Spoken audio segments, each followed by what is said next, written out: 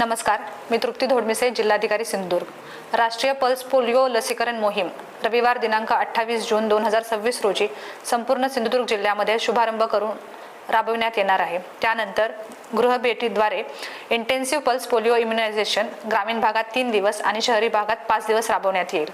या मोहिमेत जिल्ह्यातील 0 ते 5 वर्षे वयोगटातील सर्व 27,806 बालकांना पोलिओ प्रतिबंधक लसीचे 2 थेंब देण्यात आहे।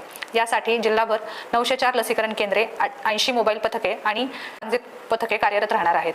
सर्व पालकांना माझे नम्र आवाहन आहे की आपल्या लसीकरण केंद्रांवर जाऊन लस घेण्यात यावी।